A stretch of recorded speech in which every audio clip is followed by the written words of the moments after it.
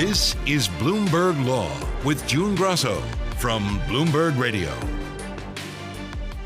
Last month, jurors sided with football fans who said the NFL conspired with DirecTV to raise the prices of subscriptions to watch out-of-market games, to the tune of damages in the amount of $4.7 billion, which stands to be tripled to $14 billion under federal law.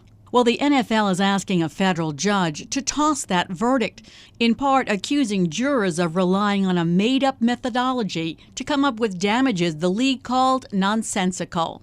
Joining me is Jennifer Rhee, Bloomberg Intelligence Senior Litigation Analyst. Jen, tell us about this class action antitrust case against the NFL. You know, this is actually a really complicated case. It doesn't seem like it should be. It's the NFL, but it is. And it's been around for 10 years. And by the way, almost made a trip to the Supreme Court already. So there's a lot of history here. But what this is about are people who pay for something called Sunday Ticket. Now, Sunday Ticket is a package of out-of-market football games during the football season. So let's say I live in New York, but I'm a Cleveland Browns fan. And all I can get over the weekend is a Giants game or a Jets game. And I want to watch the Browns. In order to see that game, I have to buy Sunday Ticket. And you know what? Sunday Ticket is expensive. And commercial establishments buy it too. So if you went to a sports bar where they're playing all the games, it's because they bought this Sunday Ticket from the NFL. Well, not from the NFL, but from DirecTV. Now it's YouTube. So basically what the objection was that NFL member teams are supposed to be competitors. They are separate teams, they are separate businesses, and they are supposed to compete. But for the purposes, at least, of licensing their telecasts and producing the telecasts of their games, they were pooling them in the NFL, creating these telecasts, pooling them in the NFL, and then giving the NFL itself, whatever you want to call it, a joint venture, the league, the right to then sell it, license it at the time to DirecTV, giving DirecTV exclusive rights, allowing DirecTV, therefore, to price it anywhere they want to, because they're the only one that has it, and it's quite expensive. There were actually really similar lawsuits brought against MLB and National Hockey League as well. Long time ago, they settled. So those cases are gone. I sort of thought this one would go the same route, but the NFL is going to fight it. And what has happened is that the plaintiffs, which are both commercial establishments and people who bought Sunday Ticket, won a jury verdict. They basically showed that pooling these rights, these telecast rights, is anti-competitive under the antitrust laws. At least this is what the jury decided based on the evidence they heard at trial. And that because of that, people were overcharged for many years for Sunday Ticket. And they determined that the overcharges amounted to what you said, something over $4 billion. Before tripling, close to $5 billion, before tripling. Antitrust damages are always tripled. So we're talking $14 billion really here at the end of the day if this sticks. So that's something a judge will have to decide. So what the plaintiffs were looking for here are damages, but also injunctive relief and preventing them from exclusively giving all the rights to these out-of-market games. It's now to YouTube, not DirecTV anymore, to YouTube, for YouTube to turn around and sell a subscription. That's something the judge will have to decide. After the post-trial motions, we're in that process now, after those are all finished up. The jury just decided on liability and on damages. The NFL wants the judge to toss the verdict. Explain the reasons they've given.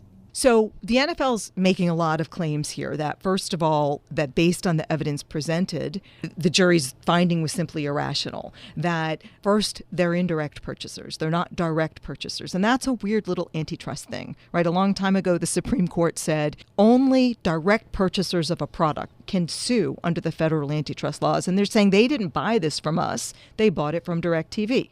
So they are indirect purchasers. Now, the court has already rejected that claim, saying that this was a conspiracy and they bought it from one of your co-conspirators.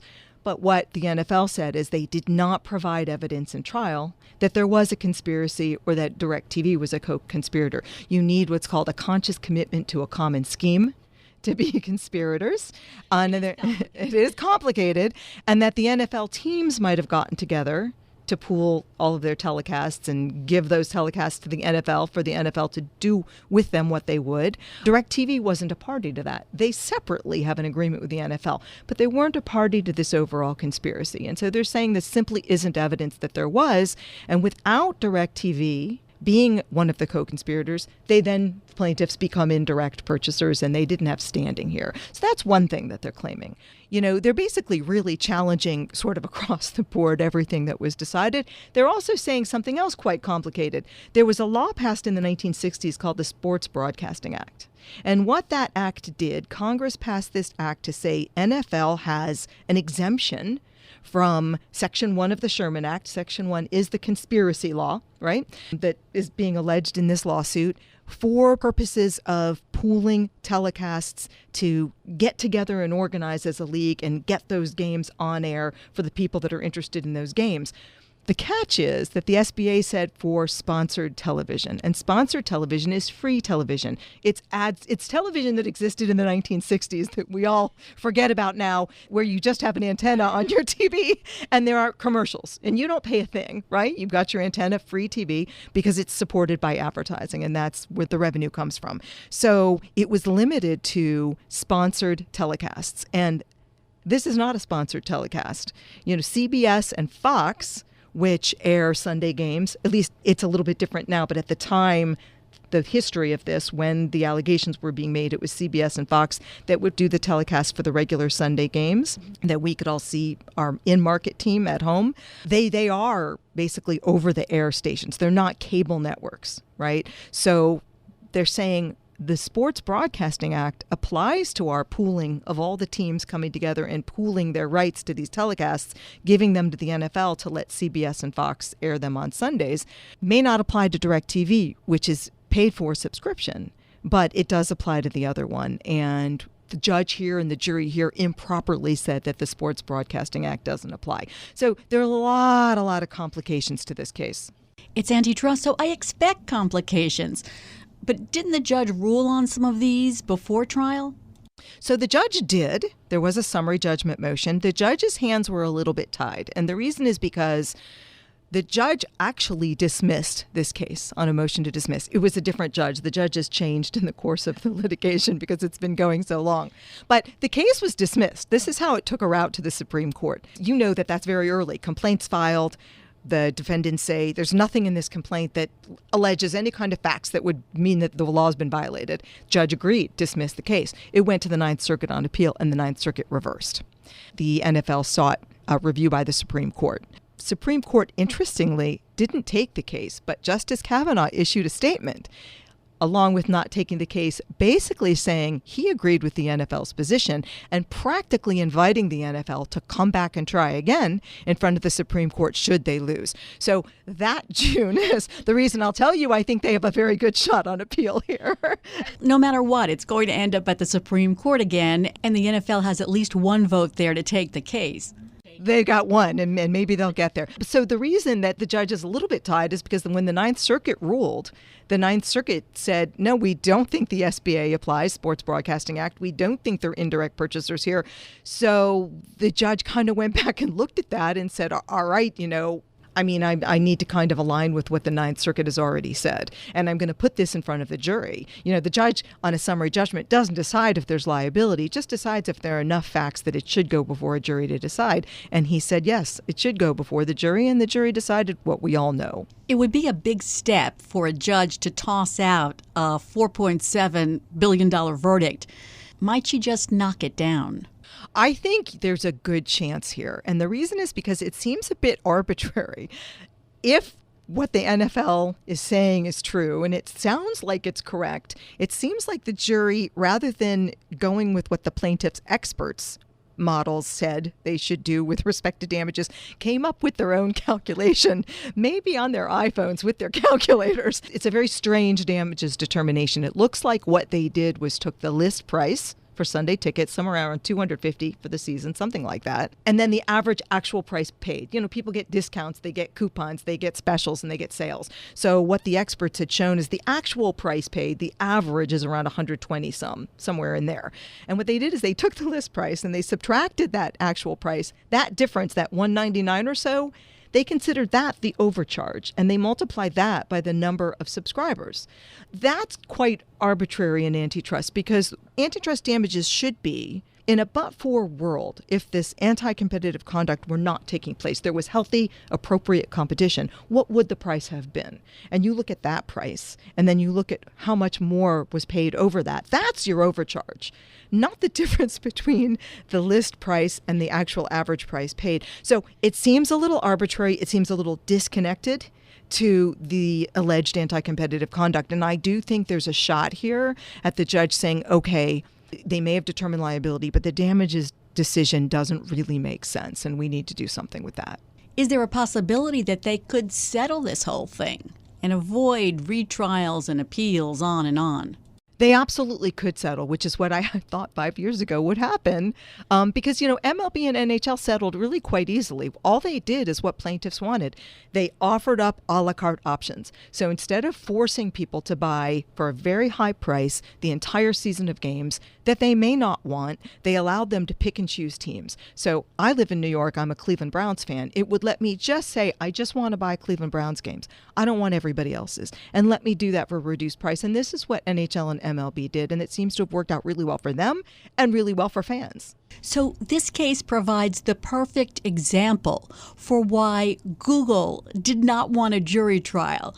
Google wrote a $2.3 million check to avoid a jury trial in an antitrust case, and it worked. They got away with it. They did get away with it, yes. And I get why they don't want a jury trial. I think it's pretty easy for a lawyer who's good to get up and paint Google as a big bad bully.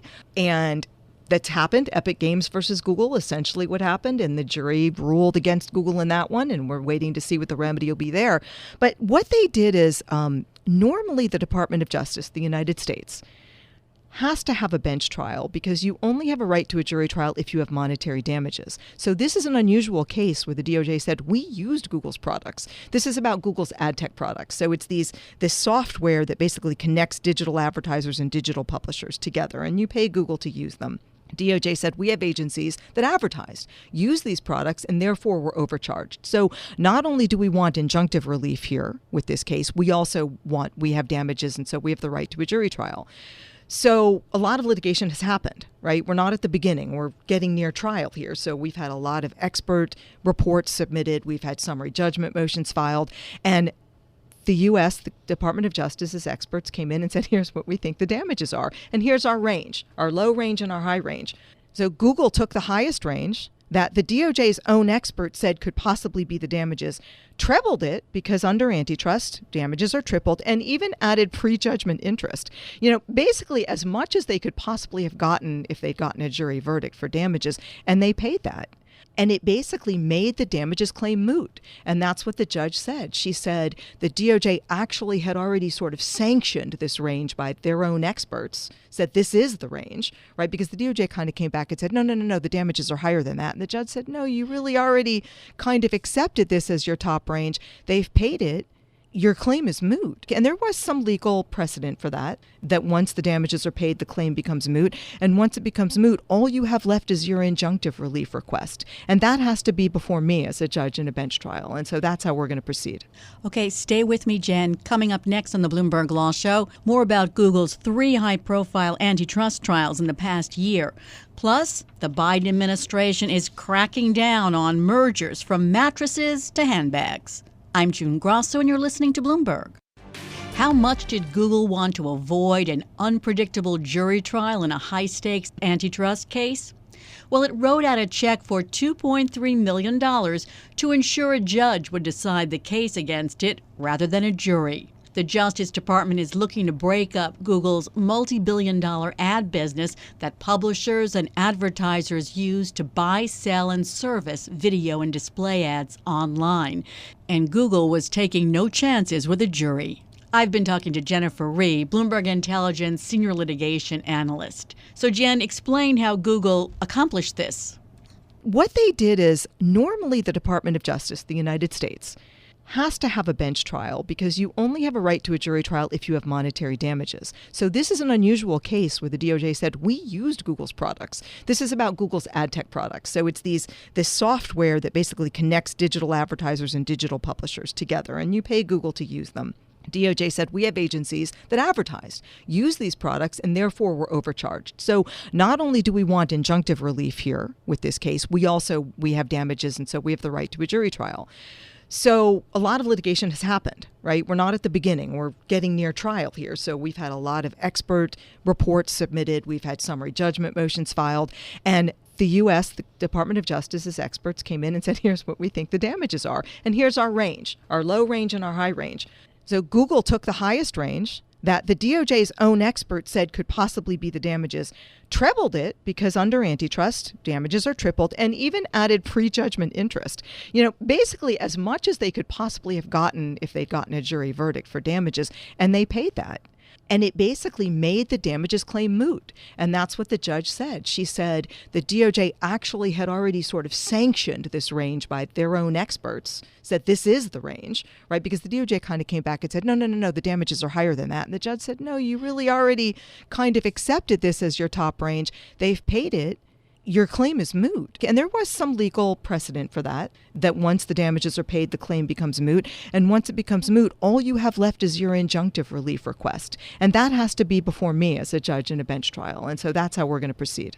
And Jen, tell us what's at stake in another bench trial over Google's search business, which wrapped up in San Francisco in May, and they're waiting for the judge's decision. What's at stake there? A lot is actually at stake there because that was a trial about Google paying Apple and Mozilla and other entities to place Google's search engine as the default search engine in sort of all the places on a phone or a device or a tablet where you might need a search engine. So let's say I'm on Safari on my phone and I'm doing a search. People don't know it, but the entity doing that search for you is Google Search. So Google had all these default positions, and basically the allegation is that, it foreclosed other search engines. There is DuckDuckGo, there is Bing. It foreclosed these engines. And you know what? People say Google's better, and they may not like Bing or they may not like DuckDuckGo, but what the DOJ alleges is that those search engines never got a chance to become good because you need scale. And they were deprived scale by Google because Google locked up all of these channels to people, right? So the trial ended in the end of last year. The closing arguments, there was a time lapse between the end and the closing arguments in May. And I think really any day now, we're waiting for the liability decision by the judge. I would expect it this year, probably not in the next few weeks, but I would think sometime in 3Q, probably. And that's just on liability. That's it.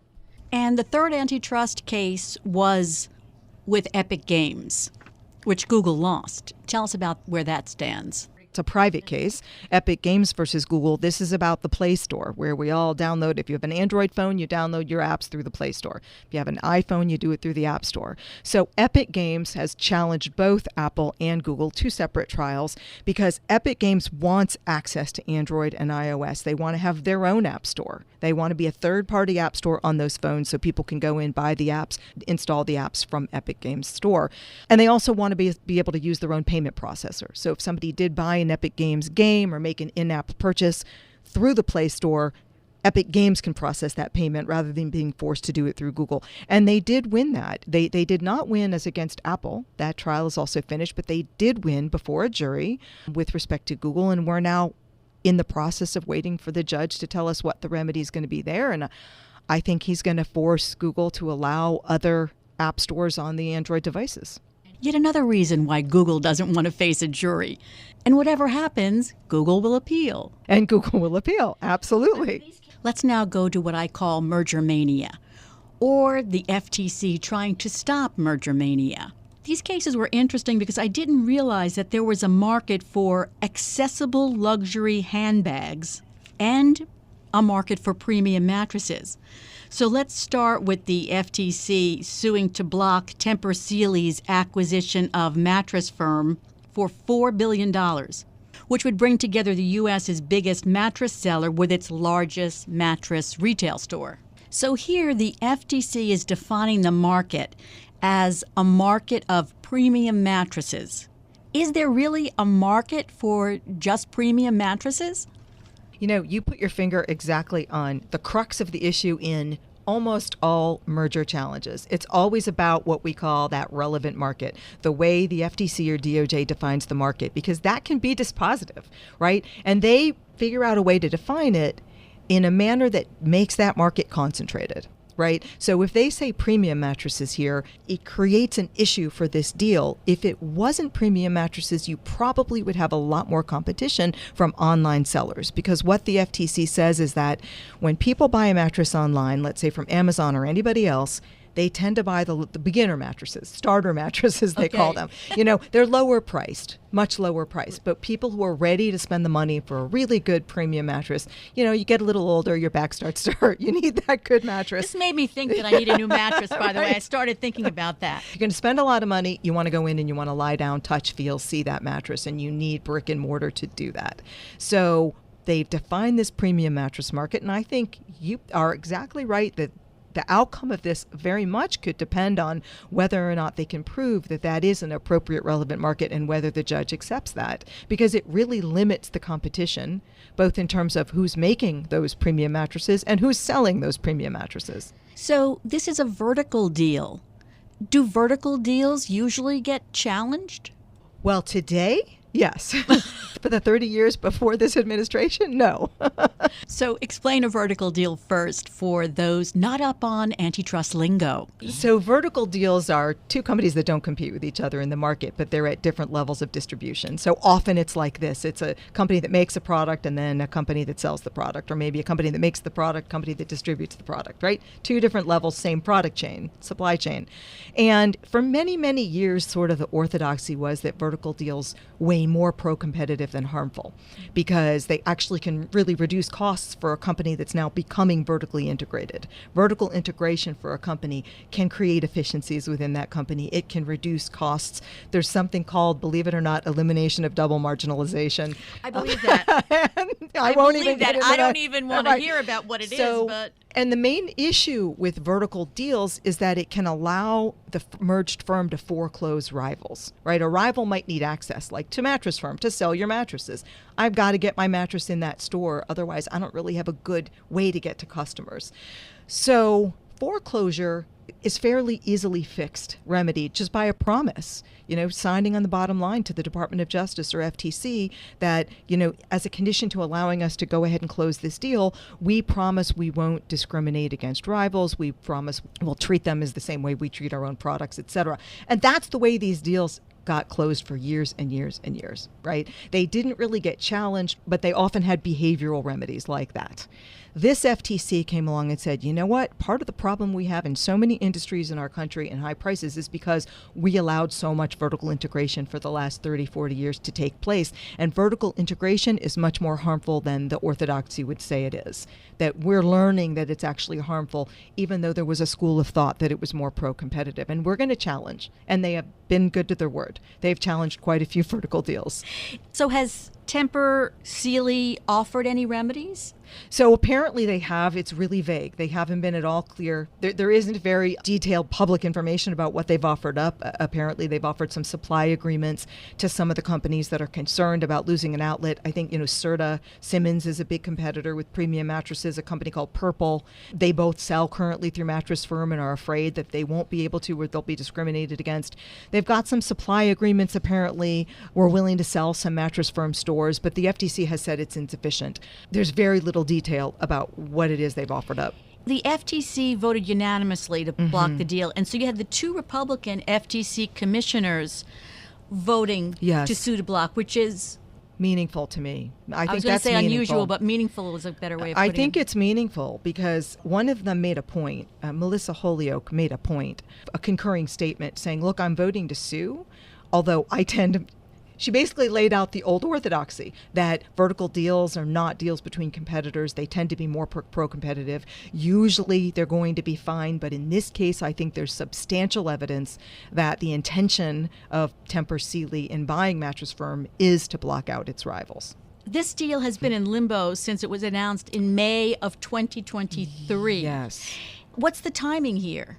These things are taking longer and longer and longer, so... Because the FTC is bringing more and more and more of them. And they're slowing them down. They're asking for concessions from the companies that sort of slows down the investigation, asking for timing agreements and more time. So I think pending since May is becoming more the norm.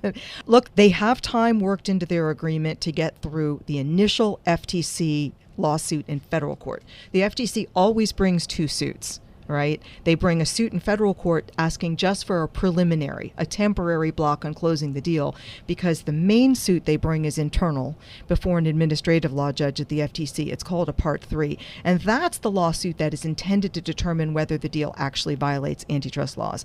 The federal court process can get done quickly. It can get done 4 to 6 months. So it'll get done this year, theoretically. The Part 3 takes a very, very long time. So these companies, in order to get this deal closed and not have to extend their end date for the merger agreement, will have to win in that first level, that preliminary injunction process. Yeah, there's a $50 million breakup fee. Yes, right. If the deal fails to close. So now we're going from premium mattresses to accessible luxury handbags, okay? I never knew about accessible luxury handbags, that this was a market. Nor did I. Leave it to the FTC to figure it out. So the FTC is suing to stop Tapestry's $8.5 billion takeover of rival Capri Holdings. The first time the Biden administration has used its aggressive antitrust enforcement to try to stop a deal in the fashion accessories sector. I know a lot about this. NFL Sunday Ticket, not so much. And it made it hard on analysts like me, because usually we go back to look at what has the FTC or DOJ done in the past for this kind of industry, this kind of deal, and I realized there aren't any. You have to look on the shelves of Bloomingdale's and Saks to find the answer. So, Jen, why is the FTC trying to block Tapestry's acquisition of Capri Holdings?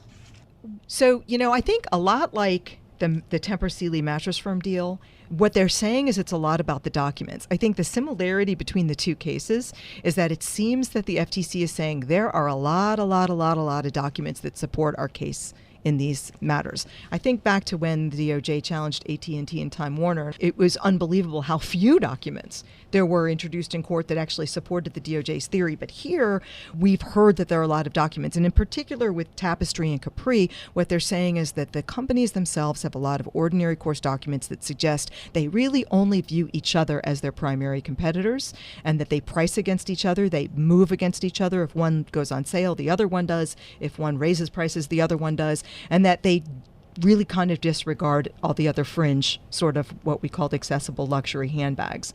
Because we're talking now about Coach, Kate Spade, and Michael Kors. Those are the three brands of handbags that would come together. Right, but they have also Versace and Jimmy Choo and Stuart Weitzman, who are much more expensive. They do, but when the market that they're talking about, the accessible luxury handbag, they're really focusing on the handbag makers. Stuart Weitzman's more shoes. Jimmy Choo's more shoes. Right. And they're saying that it's really based on the company's documents that they define this market, that the company looks at the market that way, that the company defines the market that way, and that the company really views only each other as their primary competitors, and that you lose that competition if they come together. So it's not based on price point? Well, that's the difficult thing. When you have a market that's based on price point, what is that range? Where does it stop? Markets are supposed to be defined by people and demand side substitutability. If somebody is buying something and the price goes up and it's unpalatable to them at that price, what do they switch to?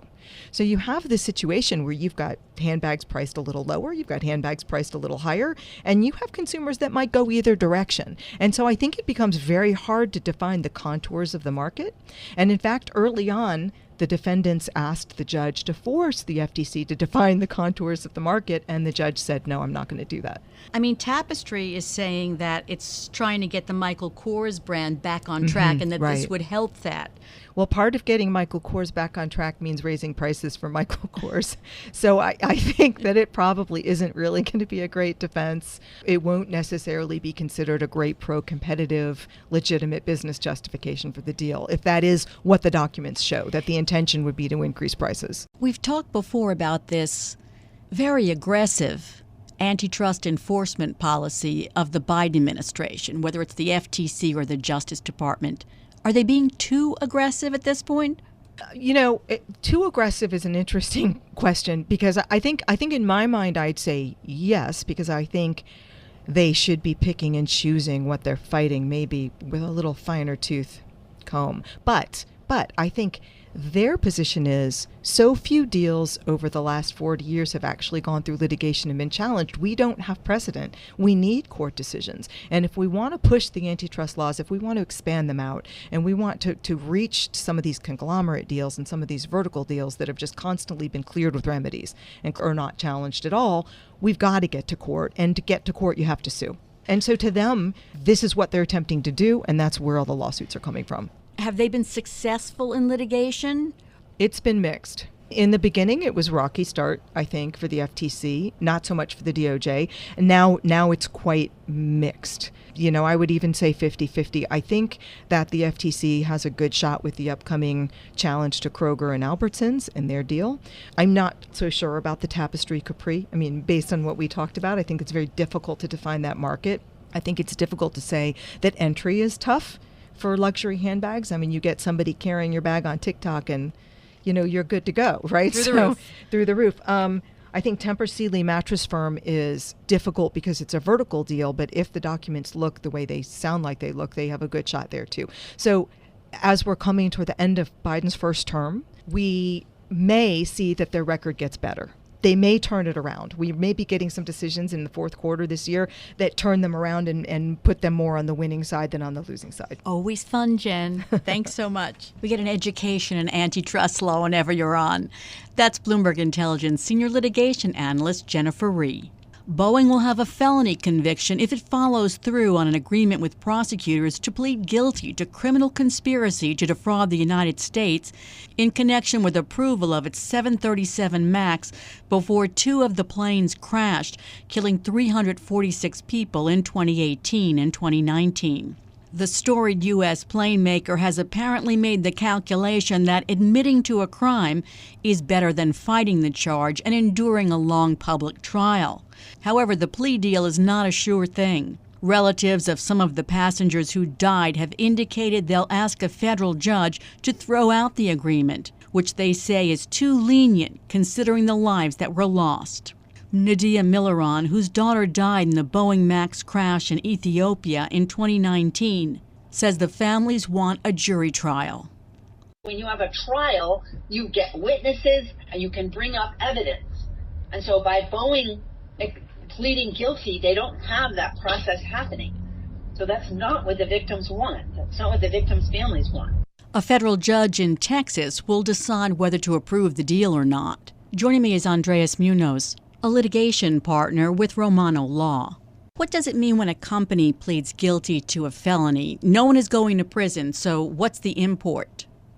Well, when a company pleads guilty to a felony, there's certainly a record that's created. Notably, where the charges are fraud-based, right? Any plea of guilty could impair the company's ability to enter into contracts, especially do government-related work.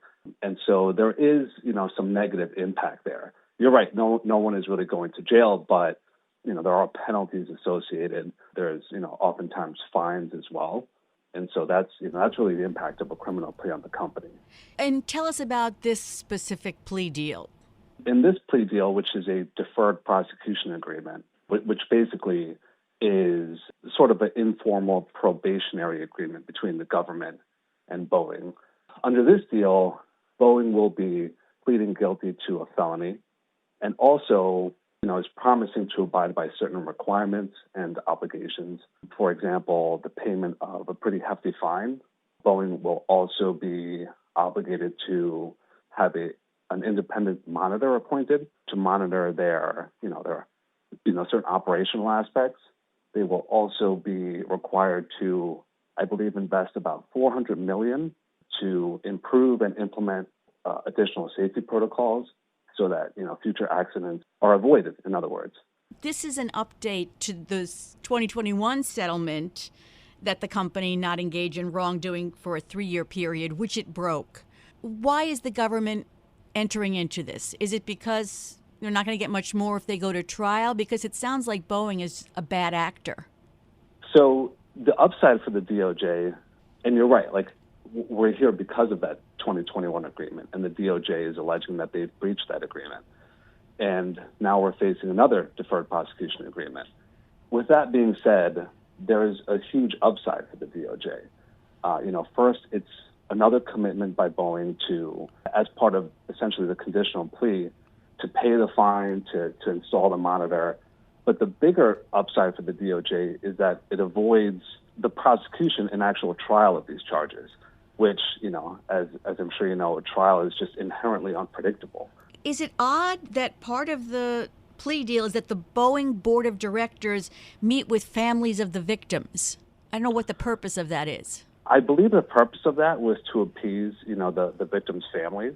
As part of these deferred prosecution agreements, both parties negotiate the terms. This is an interesting term. I think, like I said, it was meant to appease the victims' families, get them a factor of either apology or accountability. So I don't think the families are placated by this. In a separate document, they call this a sweetheart deal that fails to recognize that because of Boeing's conspiracy, 346 people died. So what does it mean that they're opposing the deal? What kind of impact does that have? So from a technical perspective, the agreement is going to be negotiated between the DOJ and Boeing. To the extent that the victims' families have, expressed criticism, it doesn't really impact anything. However, the deal will be subject to court approval by the judge.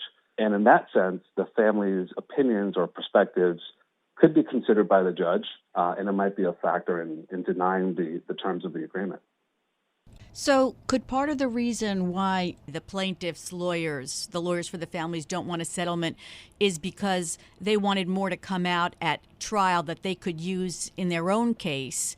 And here, Boeing hasn't made any admissions that are helpful to it? I think that is very likely the case. On one hand, I'm sure the victims' families wanted some, large factor of public accountability via a trial, having witnesses come forward and having, very public mea culpa, if you will. Under the terms of the proposed DPA, yes, Boeing will be required to plead guilty. However, you're right. Like, there may not be a very detailed allocution, and they may not admit all the elements that a plaintiff's lawyer would need to prove a civil case. So that's certainly part of it. Could the government still go after employees or corporate executives with this deal in place if they somehow find new evidence? There might be a small chance that they could. However, I'm sure that, once the final deal is negotiated, it will have some terminology that would, essentially prohibit or preclude those types of individual prosecutions. Boeing is also being investigated by the SEC, Congress, and a Seattle grand jury about an accident in January aboard an Alaska Airlines plane where the door blew off. So this deal has nothing to do with that, right? Those investigations still go forward? That's correct. As part of this deal, the DOJ will be resolving their allegations and potential claims. To the extent that Boeing has violated state-specific statutes or criminal laws, that's definitely separate. When you have these plea deals with the government and companies, do judges often say, no, I'm not going to approve that deal? These deferred prosecution agreements are ultimately, at the court's discretion. With that being said, they do offer, pretty wide latitude to the DOJ and the defendants to negotiate the proper terms. They'll review the agreement, and it's very likely that they will approve it. It is very rare that they would object to it. It seems like Boeing keeps making promises and then hides its misdeeds, and then we have another agreement. What's the monitor like in this case? I totally agree with that. It's sort of like a fool me once, fool me twice kind of thing, right? The 2021 deferred prosecution had certain requirements. We're here because the DOJ is saying that Boeing has violated that, and so now we're talking about another one. It's almost like how many DPAs is too many. To your last point, the interesting thing is that Boeing will be required to have a monitor that is not at their choosing. I believe under the terms, the DOJ will choose the monitor. Thanks for being on the show. That's Andreas Munoz, a litigation partner at Romano Law. And that's it for this edition of the Bloomberg Law Show. Remember, you can always get the latest legal news on our Bloomberg Law podcast. You can find them on Apple Podcasts, Spotify, and at www.bloomberg.com/podcast/law. And remember to tune into the Bloomberg Law Show every weeknight at 10 p.m. Wall Street time. I'm June Grasso, and you're listening to Bloomberg.